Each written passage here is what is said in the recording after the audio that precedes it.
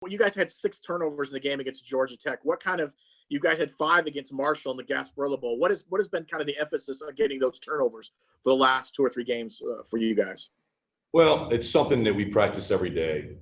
We credit that, and we make a point of it, and we want to, it's really our motto on our entire team about being on attack, and the ball being the most important piece of it. You know what I mean? Where for our standpoint, we want to create turnovers, and so we do it every day. We have not only do we do a circuit of it every day, but we obviously take it to each drill, and whether it's 7-on-7 or whether it's team versus team. The focus has always been second, third guy coming in there and trying to either punch the ball out. So it's being practiced every day.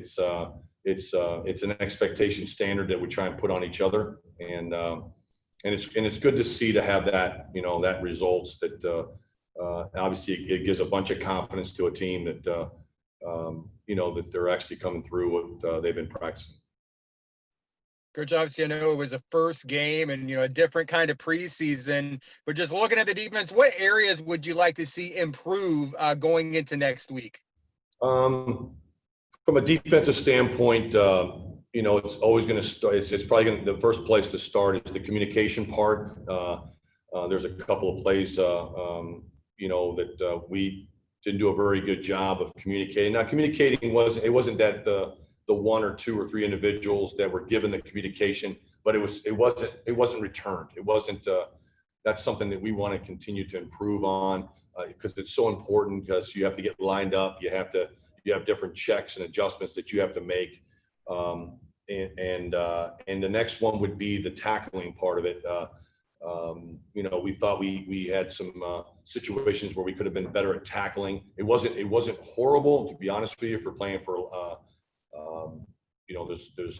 There were some missed tackles, and just the technique and the fundamentals of our footwork, I guess, the back end too. So those 3 main events: the communication part, the tackling part, leverage going with it, playing proper leverage on the ball, and our feet, and being in good position, and because obviously it involves in all the things that we do. Coach, we talked a lot during the camp preseason about your young corners. Courtney Thornton and Justin Hodges, Devontae Brown. How do you think those freshmen acquitted themselves in their first game?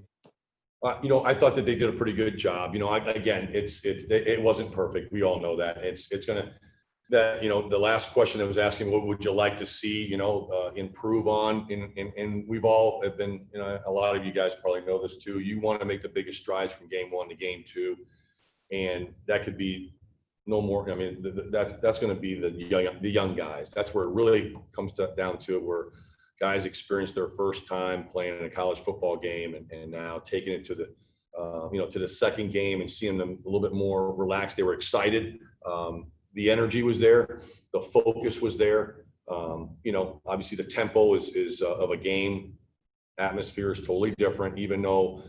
The positive for us with the young players too, and you mentioned the 3 of them, but with all of them, the pace that we practiced, keep on saying that, the pace that we practiced, our offense, and then the entire practice really kind of helps us, like we would like to say, mid-season form. You want, in that first game, you want to be at mid-season form from a conditioning standpoint, from a mindset standpoint, and I think that being able to have to make calls and being ready and to be able to make quick decisions in practice every day, getting lined up fast, it forces you to focus and process things a lot quicker.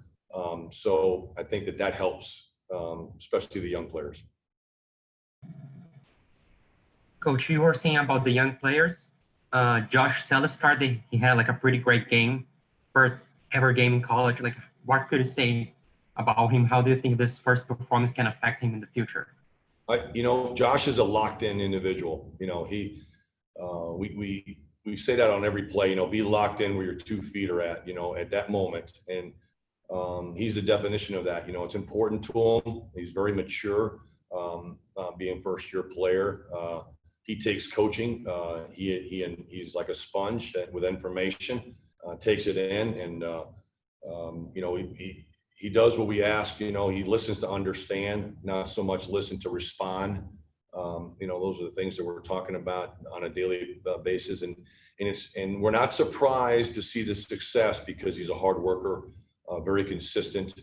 I remember Coach Burnham telling me, he was excited for him because he was showing me his test after the game, and you want to see why, and that's something we use, all of us as coaches. You know what I mean? Let's show them the results and why they happened. And his test was very detailed, a lot more than most young players. Almost like a veteran. So excited for him. You'd like to see kids have success.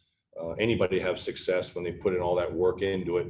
Not just because if you do the work and you have a great attitude, that doesn't guarantee success. Now you got to prove it. So, and he did that. He made some really nice plays, big time plays, unselfish plays. You know what I mean? Stripping a ball when you're diving for the ball and just straining. You like to say the 5-second strain, plays very hard. It tells you a lot about the leadership on the defense from the other players, the older players, and he wants to match that intensity. To add a little bit more about Josh, particularly his first turnover. The game didn't start the way you wanted. They get a short field with the kick and they score. They march down the field again. They look like they're poised to score again. And then Josh strips the ball from Jeff Sims. Just how big of a momentum boost was that? Because the game didn't start the way you would have wanted.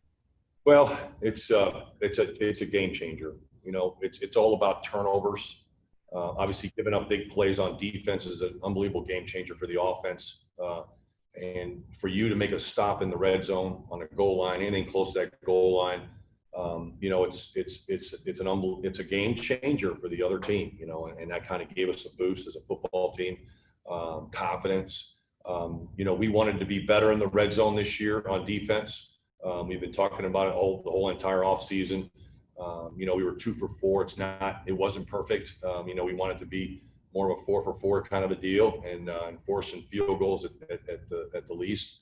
So to see us have some success down there, we've been working it, him understanding that and embracing the moment, and then coming through and making a play is it's really good for us and our defense. Willie, you guys play a different style of quarterback really this weekend. You got Jeff Sims last weekend.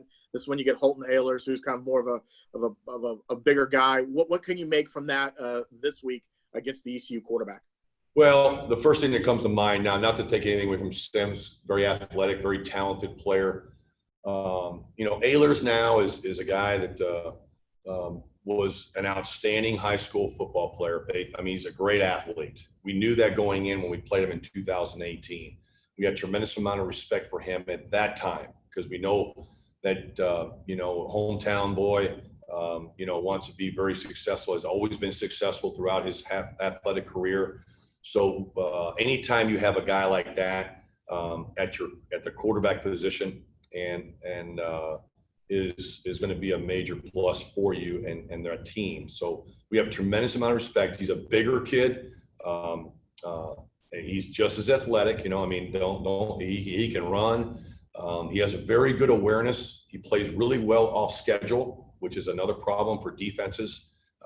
He does a great job of creating off bad things that happen, and very calm in the pocket.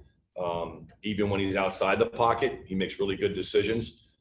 So we got our hands full because it's his third year, and he knows us, and as we know him, and we have, and they have really good receivers and good running backs, and we didn't, we got something to prove too because we didn't play really well in the second half the last time we played him, he's made a lot of good plays, against us in the last 2 years. So we have a major challenge. It's going to be the same one. It's just going to raise the bar. It's going to be raised up, times 2, 3, 4 because of his experience. And he's had a lot of success. Okay, thank you, Coach. Thank you, everybody. And we'll be back tomorrow with a couple of offensive guys. Thanks, Coach. Thanks a lot. Have a great day. Stay healthy.